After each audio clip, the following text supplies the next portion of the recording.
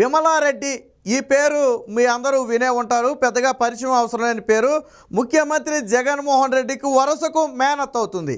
So Vimala Reddy ఇప్పుడు Bible పట్టుకుని జగన్మోహన్ రెడ్డిని ముఖ్యమంత్రి చేయటం కోసం రాష్ట్రం మొత్తం కూడా సుడిగాలి పర్యటన చేస్తుంది. ఎవరి ఆధ్వర్యంలో అంటే వైఎస్ఆర్సీపీ క్రిస్టియన్ సెల్ ఏదైతే ఉందో దాని ఆధ్వర్యంలో తనైతే సభలు నిర్వహించి జగన్మోహన్ రెడ్డికి ఓటు వేయాలని చెబుతుంది. సరే, ఇక్కడ అసలు మ్యాటర్ ఏంటంటే నిన్న కాకినాడలో కూడా సేవకుల సదస్సు పేరుతో ఒక సదస్సు అయితే నిర్వహించడం జరిగింది.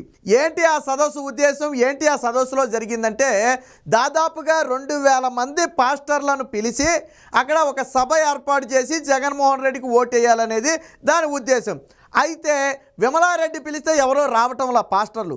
అందుకని ఏం చెప్పారంటే వాళ్ళు ఫుడ్ పెట్టి మొత్తం అన్ని అరేంజ్మెంట్స్ ఇచ్చి ట్రావెలింగ్ ఛార్జీల కింద 1000 రూపాయలు ఇస్తామని చెబితే పాస్టర్ రావడానికైతే వచ్చుకున్నారు. దాదాపు 2000 మంది పాస్టర్లు వస్తారని చెప్పి అందరూ అనుకున్నారు. కానీ ఎప్పుడైతే 1000 రూపాయలు డబ్బులు ఇస్తున్నారని చెప్పారో ఆటోమేటిక్గా సంఖ్య పెరిగి దాదాపుగా 4000 మంది అయిపోయారు. అంటే డబల్ అయిపోయారు పాస్టర్లు. వచ్చిన వాళ్ళందరికీ ట్యాగ్లు వేశారు. అక్కడ మీకు వీడియోలోనే మన దగ్గర చూపిస్తా. అంటే ముందు లోనకి వెళ్ళేటప్పుడు మనకు ఒక ట్యాగ్ వేస్తారు. ఆ సభ మొత్తం అయిపోయిన తర్వాత తిరిగి బయటకు వచ్చేటప్పుడు ఆ ట్యాగ్ కట్ చేసి మన చేతిలో డబ్బులు పెడతారు. ఒక్కొక్క కవర్లో 1000 రూపాయలు చొప్పున ఆల్రెడీ సిద్ధం చేసి పెట్టారు వచ్చిన వాళ్ళకి ఇవ్వటానికి. కానీ ఎప్పుడైతే జనం ఒక స్టేజ్ దాటారో 11:30 తర్వాత ఏం చేశారంటే లోనకి పాస్టర్లను అనుమతించలేదు. ఎందుకంటే అప్పటికే అయిపోయారు 2000 మంది. ఎప్పుడైతే డబ్బులు అన్నారో ఆటోమేటిక్గా అందరూ వచ్చేసారు. వాళ్ళు పాస్టర్లు అయినా కాకపోయినా అందరూ వచ్చేసారు. దాంతో ఏం చేశారు వీళ్ళు 2000 మందికి సరిపడా తరువాత మిగిలిన వారికి ఇక లేదు వాళ్ళు అయిపోయిందని చెప్పారు. దాంతో పాస్టర్లు అందరూ కూడా అక్కడ వాగ్వివాదానికి దిగారు. దీంతో ఇదంతా మీడియాకి ఎక్కితే రచ్చ అవుద్దని చెప్పి తరువాత మళ్ళీ వాళ్ళకు కూడా ట్యాగ్లు వేసి పంపారు. కానీ డబ్బులేమో 2000 మందికి సెట్ చేశారు. కానీ వచ్చిన వాళ్ళేమో దాదాపు 4000 మంది ఉన్నారు. మరి ఏం చేయాలి? 1000 రూపాయలు చొప్పున ఇవ్వాలంటే ఇప్పటికిప్పుడు సాధ్యపడే పరిస్థితి కాదు. అందుకని ఏం చేశారంటే వెంటనే ఆ కవర్లు చింపేసి అందులో ఉన్న 2 కాగితాలని విడిగా తీసేసి మొత్తాన్ని ఒక్కొక్కరికి 500 ఇవ్వటమే మొదలుపెట్టారు. అంటే 1000 రూపాయలు ఇస్తానని చెప్పి 500 ఇవ్వటం మొదలుపెట్టారు. దీంతో కొంతమంది ఆగ్రహం వ్యక్తం చేశారు. మీరు 1000 రూపాయలు ఇస్తామని చెప్పి ఇప్పుడు 500 ఇవ్వటం ఏంటని. అందులో చివరికి వచ్చేటప్పటికి కొంతమందికి డబ్బులు అందల. దీంతో ఏం చేశారంటే వాళ్ళంతా నిర్వాహకుల మీద ఎప్పుడైతే తిరగబడ్డారో ఈ విమలారెడ్డి నిదానంగా బైబిల్ సంకలో పెట్టుకుని దొడ్డిదారిన కారు ఎక్కి పారిపోయింది. ఎందుకంటే అప్పటికే సభ అయిపోయింది కదా, తన ఇదైపోయింది. ఏంటి ఆ సభలో జరిగిందంటే జగన్మోహన్ రెడ్డిని ముఖ్యమంత్రి చేస్తామో మా చర్చలకు వచ్చే వాళ్ళందరితో కూడా జగన్మోహన్ రెడ్డికే ఓటు వేయిస్తామని చెప్పి వీళ్ళతో ఒట్టు తీయించుకుందట. అంటే బ్లాక్మెయిలింగ్ అనమాట. దేవుణ్ణి అడ్డం పెట్టుకుని బ్లాక్మెయిలింగ్ రాజకీయాలకు పాల్పడటం. మీరు మీ మతాన్ని ప్రోత్సహించుకోండి, అందులో ఎటువంటి తప్పు లేదు. దాన్ని డెవలప్మెంట్ చేసుకోండి, మీరు ఏదైనా పెట్టుకోండి. బట్ ఇక్కడ రాజకీయాన్ని కూడా మతానికి అంటగట్టి వచ్చిన వాళ్ళతో ప్రమాణాలు చేయించుకుని రావటం లేదని డబ్బులు ఇచ్చి అంటే ఎంతకు దిగజారిపోయారంటే మీరు గతంలోకి ఒకసారి వెళ్తే గతంలో విజయమ్మ కూడా ఇదే బైబిల్ పట్టుకుని తిరగడం జరిగింది. బ్రదర్ అనిల్ కూడా గతంలో ఇదే బైబిల్ పట్టుకుని తిరిగి జగన్మోహన్ రెడ్డికి ఓటు వేయించాడు. కానీ ఇప్పుడు క్రిస్టియన్లు అందరూ జగన్మోహన్ రెడ్డికి యాంటీ అయ్యారు. విజయమ్మ బయటకు వచ్చి అడిగే పరిస్థితి లేదు. బ్రదర్ అనిల్ అసలే రాడు, వద్దు ఓటు వేయొద్దని చెప్తున్నాడు. బ్రదర్ అనిల్ అయితే జగన్మోహన్ రెడ్డికి ఓటు వేయొద్దనే చెప్తున్నాడు. మరి క్రిస్టియన్లు అందరూ కూడా యాంటీ అయ్యారు. ఎందుకు అవరు? ఇప్పుడు సాధారణంగా జగన్మోహన్ రెడ్డి పాలనలో ప్రజలందరూ బాధపడ్డారంటే అందులో క్రిస్టియన్లు లేరా? నువ్వు పెంచిన ధరలు క్రిస్టియన్గా అమలు అవ్వట్లేదా? నువ్వు వేసే ఛార్జీల భారం వాళ్ళ మీద పట్టలేదా? నువ్వు చేసిన ద్రోహం వాళ్ళకి వర్తించదా? కాబట్టి ఆటోమేటిక్గా క్రిస్టియన్లు కూడా ఏదో జరుగుతుంది, జగన్మోహన్ రెడ్డి వస్తే ఏదో మంచి పాలన చేస్తాడు అని ఆశించిన వాళ్ళందరికీ కూడా నిరాశ ఎదురైంది. దీంతో వాళ్ళు ఎదురు తిరిగారు. మళ్ళీ క్రిస్టియన్ ఓట్లు కావాలంటే ఎవరో ఒకరు నడుము బిగించి ఓట్లు అడిగే ప్రయత్నం చేయాలి. అందుకనే ఎవరిని రంగంలో దింపారు? విమలారెడ్డిని రంగంలో దింపారు. ఈవిడ మీకు వివేక హత్య కేసులో పెద్ద ప్రతివతలాగా వచ్చి మాటలు చెప్పింది ఈవిడే. వివేక హత్య కేసు అసలు సిబిఐ విచారణ చేయాలి ఈవిడ మీద. సిబిఐ వివేక హత్య కేసులో కొన్ని మాటలు చెప్పింది, దాని మీద సిబిఐ విచారణ చేయాలి. అసలు జగన్మోహన్ రెడ్డికి సంబంధమే లేనట్టు, ఇదంతా కుట్రకోణం అయినట్టు కొంతమంది చేస్తున్న ప్రచారం లాగా ఈవిడేదో ఎప్పుడు జగన్మోహన్ రెడ్డిని చూడనట్టు, జగన్మోహన్ రెడ్డి ఫ్యామిలీ గురించి ఎరగనట్టు అప్పుడే కొత్తగా వచ్చి మాట్లాడినట్టుగా చెప్పింది. కానీ ఇప్పుడు చేసే పని ఏంటి? జగన్మోహన్ రెడ్డిని ముఖ్యమంత్రి చేయడం కోసం బైబిల్ చేత్తో పట్టుకుని ఇలాంటి నీచమైన పనులు చేస్తుంది. సో దీనికి సంబంధించి నిన్న జరిగిన ఘటనకు సంబంధించిన ఆధారాలు మన దగ్గర ఉన్నాయి, ఒకసారి చూద్దాం. ఇది నిన్న ఈ సభ స్వాగతం సుస్వాగతం కాకినాడ జిల్లా సేవకుల సదస్సు. ఈ సదస్సుకు పెట్టిన పేరేంటి ఏంటి సేవకుల సదస్సు. ఇదిగో ఈవిడే విమలారెడ్డి జగన్మోహన్ రెడ్డికి స్వయాన మేనత్త. సో ఏర్పాటు చేసిన ఫ్లెక్సీ అయితే ఇది. తర్వాత సభ లోపల ఎవరు వచ్చారో ఆ జీ కన్వెన్షన్ సెంటర్, ఆ సెంటర్ కూడా నేను ఒకసారి చూపిస్తాను. సో ఇది సభ, నిన్న ఎక్కడ సభ జరిగిన దగ్గర ఒకసారి మనం పాస్టర్లని వీళ్ళ జనాన్ని అయితే మనం ఇక్కడ చూడొచ్చు. ఇది కాకినాడలోని జీ కన్వెన్షన్ హాల్లో అయితే జరగడం జరిగింది. ఇది ఇక్కడ మీరు పేరు చూడొచ్చు, జీ కన్వెన్షన్ హాల్ వద్ద అయితే ఈ సభ అయితే మొత్తం జరగడం జరిగింది. సో జరిగినప్పుడు ఇందాక నేను చెప్పాను కదా, ట్యాగులు వేశారు, కత్తిరించి 500 ఇచ్చారని.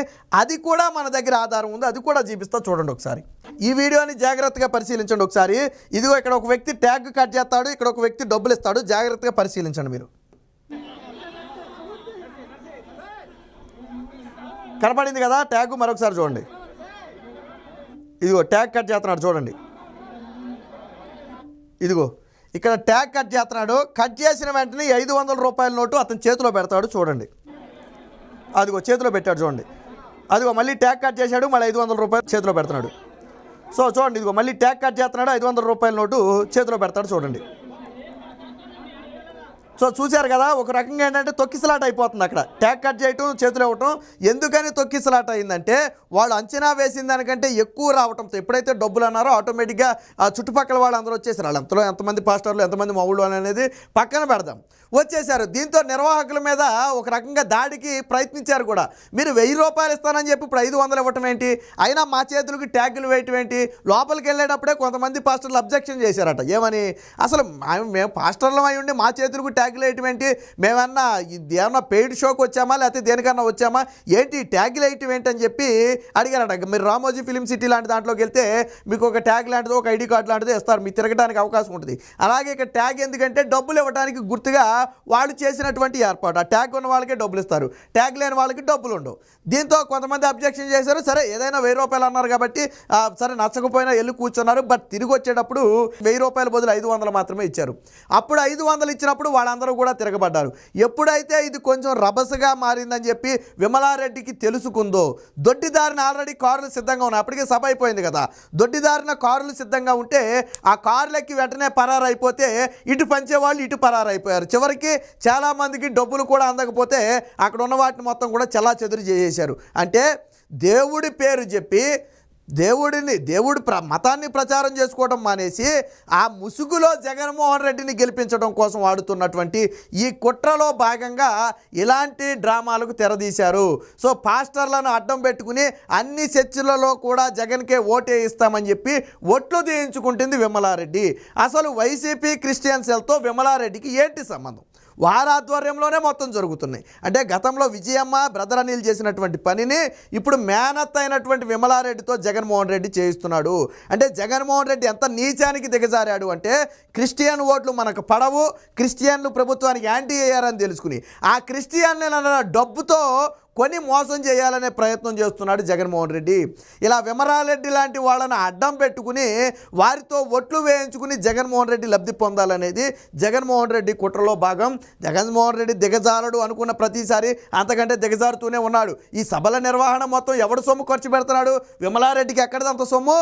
ఈరోజు ట్యాగ్ వేసి 4000 మందికి మనిషికి 500 కాడికి నువ్వు పంచావు కదా, ఎక్కడిది ఆ సొమ్ము? విమలారెడ్డికి ఎక్కడిది ఆ సొమ్ము? ఎవడు తీసుకొచ్చి ఇచ్చాడు? జగన్మోహన్ రెడ్డి ఇచ్చాడు. జగన్మోహన్ రెడ్డి ఎక్కడి నుంచి ఇచ్చాడు? ప్రజల సొమ్ము కాకుండా నీ జేబులో సొమ్ము ఏమైనా ఇచ్చావా? అంటే ఈరోజు ప్రజల సొమ్మును అడ్డం పెట్టుకుని, క్రిస్టియానిటీ మతాన్ని అడ్డం పెట్టుకుని వచ్చే ఎన్నికల్లో జగన్మోహన్ రెడ్డి గెలవాలని ఇలాంటి నీచమైన పనులకు దిగుతున్నాడు. కానీ ఎవరు కూడా దీన్ని హర్షించరు. జగన్మోహన్ రెడ్డి నిజంగా మంచి పాలన చేస్తుంటే కులాలకు మతాలకు అతీతంగా వారంతా మద్దతు పలుకుతారు. 2019లో ఒక అవకాశం అన్నాడనే కదా అందరూ మద్దతు పలికింది. కేవలం క్రిస్టియన్లే కాదు, ఆ రోజు అందరూ మద్దతు పలికారు. ఈరోజు ఎందుకు అందరూ యాంటీ అయ్యారంటే పరిపాలన నచ్చలేదు కాబట్టి. కానీ ఈరోజు డబ్బుని మతాన్ని అడ్డం పెట్టుకుని ఇలా జగన్మోహన్ రెడ్డి ఆడుతున్న నీచమైన డ్రామాను చూసి క్రిస్టియన్లు కూడా చీకొట్టే పరిస్థితి. జగన్మోహన్ రెడ్డి ఓట్ల కోసం మరీ ఇంత దిగజారుతాడా? మేనత్తను అడ్డం పెట్టుకుని డబ్బులు పంచుతూ ఇంత నీచ రాజకీయం చేస్తాడని చెప్పి క్రిస్టియన్లు కూడా చీకొట్టే పరిస్థితికి జగన్మోహన్ రెడ్డి దిగజారాడు. ఇకనైనా జగన్మోహన్ రెడ్డి ఇలాంటి నీచమైన పనులు మానుకోకపోతే ప్రజలే బుద్ధి చెప్తారు.